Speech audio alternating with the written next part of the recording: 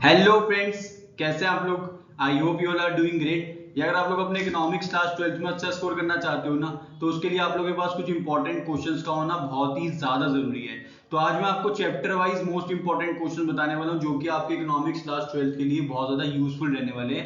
हर एक चैप्टर के important question है इसके अंदर, चाहे वो आपका इंडियन इकोनॉमी का चैप्टर है, चाहे वो आपका मैक्रो इकोनॉमिक्स का है। So my name is surge Thapar, I am a post graduate teacher and let's start. देखो बच्चों, इंपॉर्टेंट क्वेश्चन बताने से पहले मैं आपको बताना चाहता हूँ कि जितने ज्यादा आप लोग नोट्स से रिवीजन करते हो ना, उतना ज्यादा आपका स्कोर मैक्सिमाइज होता है। तो आप लोगों के लिए मैंने शॉर्ट नोट्स बना दिए जो कि आपके इकोनॉमिक्स क्लास 12 के लिए बहुत ही ज्यादा यूजफुल रहेंगे। क्विक रिवीजन में आपकी काफी ज्यादा हेल्प करेंगे। नोट्स बहुत ज्यादा बड़े नहीं है, बहुत सिंपल लैंग्वेज में लिखे गए हैं, बहुत छोटे नोट्स हैं। पूरा का पूरा सिलेबस लेकिन कवर किया गया है, चाहे वो मैक्रो इकोनॉमिक्स का हो, चाहे वो इंडियन इकोनॉमिक डेवलपमेंट का हो। आप लोग खुद से पढ़ोगे, आप लोग बोलोगे बहुत अच्छी चीज है, ये इजी लैंग्वेज है, बहुत आराम से आप लोग इसको सॉल्व कर लोगे, याद भी कर लोगे, पढ़ लोगे, समझ भी लोगे। पीडीएफ फॉर्म में अवेलेबल है, कहीं भी जाके आप लोग इसको यूज कर सकते हो। घर पे हो आप लोग, घर पे पढ़ लो, बाहर हो बाहर पढ़ लो। ऐसे नहीं आपको हार्ड कॉपी लेके इधर उधर घूमना पड़ेगा।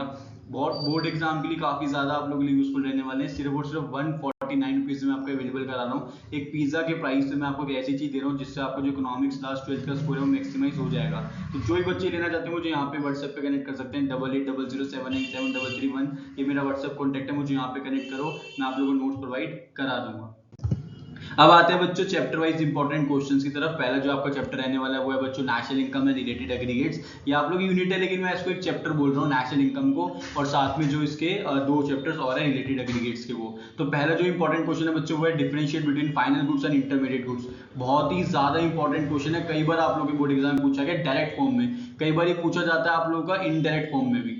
इनडायरेक्ट फॉर्म में कैसे पूछा जाता है, आपको बोल दिया जाएगा बताओ, एक स्टेटमेंट आपको लिख देंगे, सामने पूछेंगे बताओ ये इंटरमीडिएट गुड्स है या फिर फाइनल गुड्स है। काफी ज्यादा इंपॉर्टेंट क्वेश्चन है, कई बार आप लोगों के बोर्ड एग्जाम में आया है। सेकंड इंपॉर्टेंट क्वेश्चन है बच्चों differentiate between consumption goods and capital goods. Consumption goods और कैपिटल गुड्स में क्या डिफरेंस होता है, ये क्वेश्चन भी डायरेक्टली इसी तरीके से भी आ सकता है और इनडायरेक्ट फॉर्म में भी पूछा जा सकता है।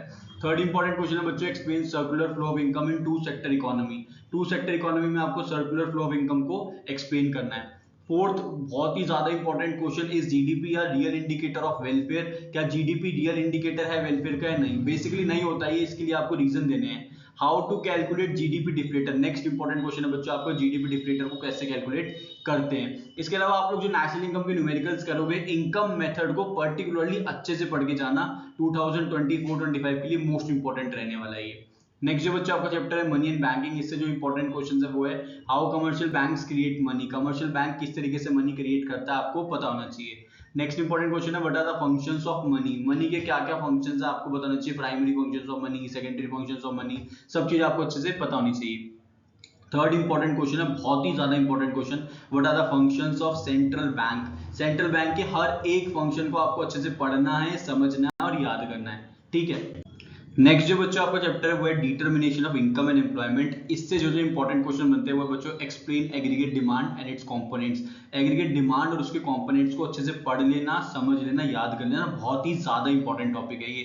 नेक्स्ट इंपॉर्टेंट क्वेश्चन है बच्चों explain full employment and involuntary unemployment. Full employment क्या होती है उसके ऊपर एक पूरा शॉर्ट नोट बना के रख लेना अपने पास, काफी ज्यादा यूजफुल रहेंगे। और जो मैंने आप लोगों की शॉर्ट नोट्स बनाए थे, जो मैंने आपको शुरू में बताया, उसमें ये सारे क्वेश्चंस के आंसर भी इंक्लूडेड हैं, ठीक है। थर्ड जो बच्चों इंपॉर्टेंट क्वेश्चन है वो है what are the problems of excess demand and how to control it.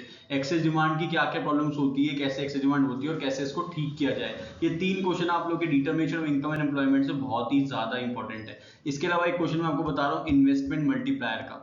Investment multiplier वाला क्वेश्चन कर लेना, बहुत ही ज्यादा इंपॉर्टेंट क्वेश्चन है वो भी। मैंने यहाँ लिखा नहीं, मैं अलग से लिख देता हूँ यहाँ पे इन्वेस्टमेंट मल्टीप्लायर। इन्वेस्टमेंट मल्टीप्लायर वाले क्वेश्चन को भी आपको अच्छे से पढ़ना है, समझना है और याद करना है। नेक्स्ट जो बच्चा आपका चैप्टर है वो है government budget and the economy. इससे जो इंपॉर्टेंट क्वेश्चन बनते हैं वो है differentiate between revenue receipts and capital receipts. Revenue receipts और कैपिटल रिसीट्स में कम से कम 3 और 4 डिफरेंसेस आप लोग इसको याद करके जाना।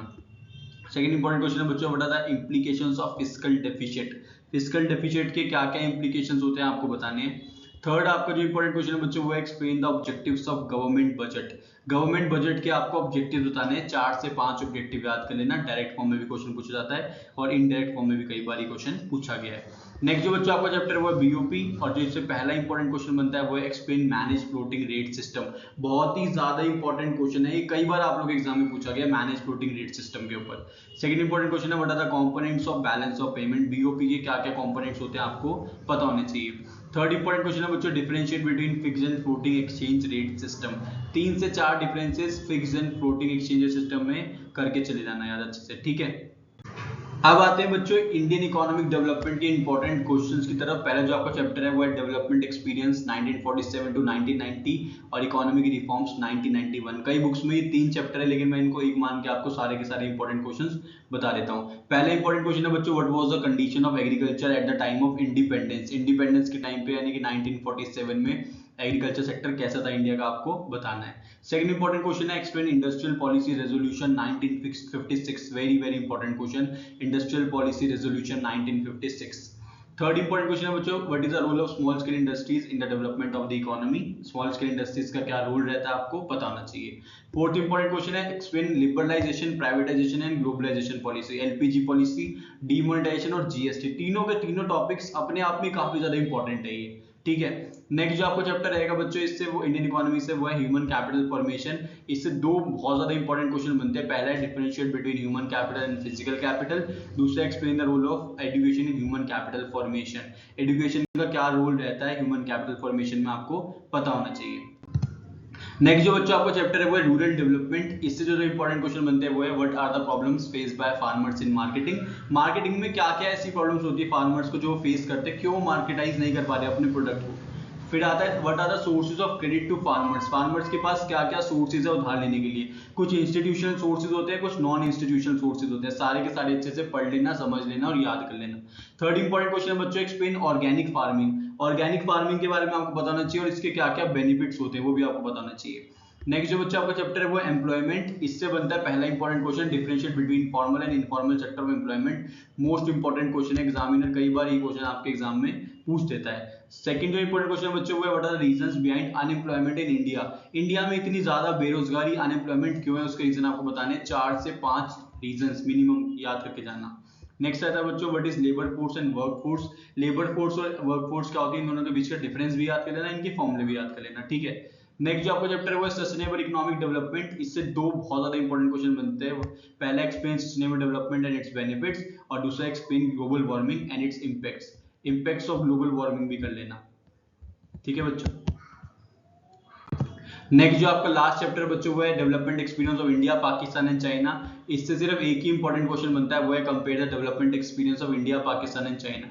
यहाँ बनाना इंडिया, बीच में खींचना लाइन पाकिस्तान और बीच में खींचना लाइन चाइना। तीनों के बीच में डेवलपमेंट एक्सपीरियंस को डिफरेंशिएट कर देना on the basis of GDP. GDP के बेस पे कर देना, पॉपुलेशन के बेस पे कर देना। ऐसे कर करके सारे बेसिस पे आप लोग इन तीनों के बीच का जो डिफरेंस है वो याद कर लेना। बहुत ही ज्यादा इंपॉर्टेंट टॉपिक है ये, क्वेश्चन है। इसके अलावा कोई भी दिक्कत निकल के आ रही तो आप लोग मेरे से कमेंट करके पूछ सकते हो, मैं डेफिनेटली आप लोगों की हेल्प करूंगा। तब तक के लिए all the very very best. Channel को सब्सक्राइब करना मत भूलिएगा और साथ में लगे बेल आइकन को प्रेस कर देना ताकि लेटेस्ट वीडियोस और अपडेट्स आप लोगों से पहले मिलती रहे। Thank you.